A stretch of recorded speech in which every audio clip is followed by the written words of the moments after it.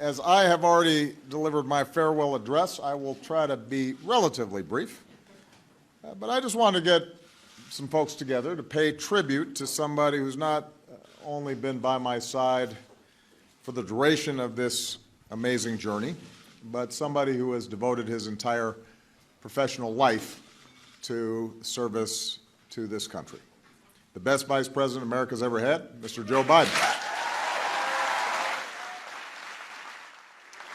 This also gives the internet one last chance to talk about our bromance.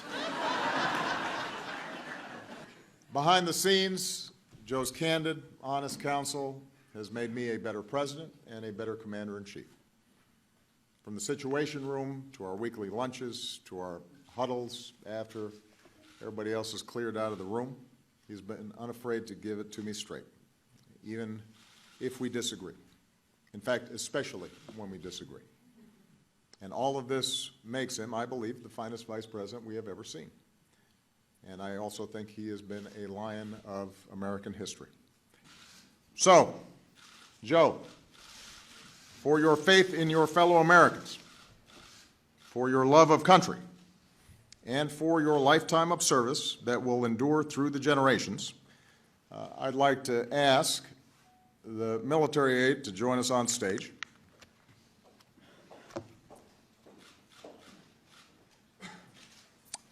For the final time as president,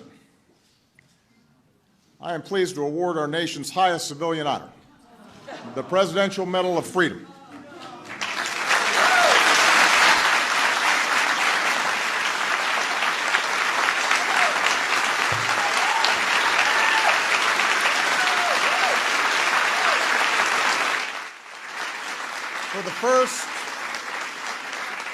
For the first and only time in my presidency, I will bestow this medal with an additional level of veneration, an honor my three most recent successors reserved for only three others, Pope John Paul II, President Ronald Reagan, and General Colin Powell.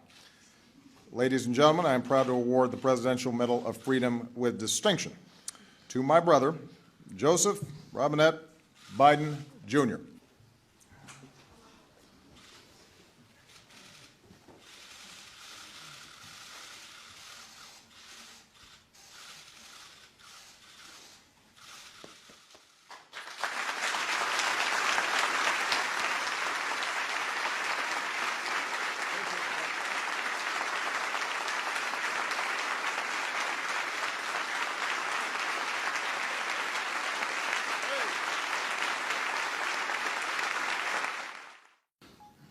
President's line often, other people don't hear it that often, but when someone say, can you get Joe to do such and such, he says, I don't do his schedule, he doesn't do mine.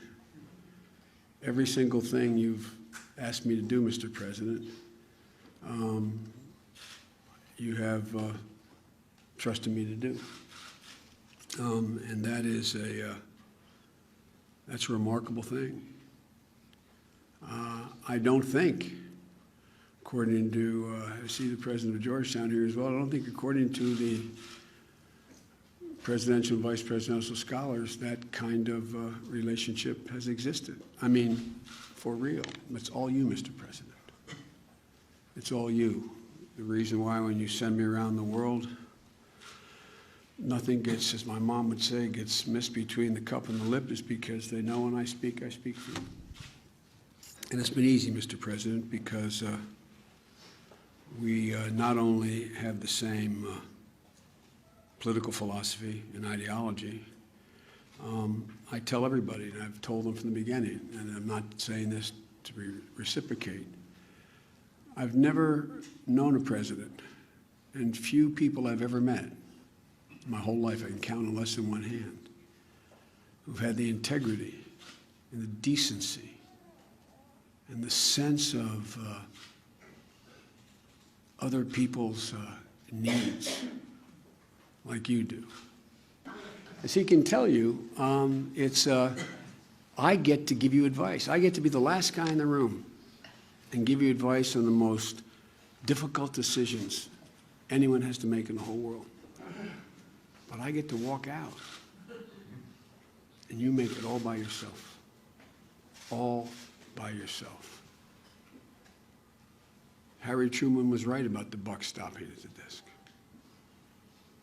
And I've never once doubted on these life and death decisions. I never once doubted that your judgment was flawed. Not once. Not once. We've disagreed and we've argued and we've raised our voices to one another, which we made a deal we'd be completely open like brothers with one another. But Mr. President, I've watched you under intense fire. I will venture to say that no president in history has had as many novel crises land on his desk in all of history. The Civil War was worse, the World War II was worse, World War I. But, Mr. President, almost every one of the crises you faced was a case of first instance. Case of first instance. And I watched that prodigious mind and that heart as big as your head. I've watched you. I've watched how you've acted.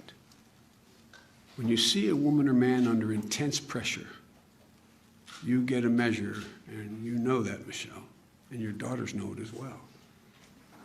This is a remarkable man. And I just hope that the asterisk in history that is attached to my name when they talk about this presidency is that I can say I was part of the journey of a remarkable man who did remarkable things for this country.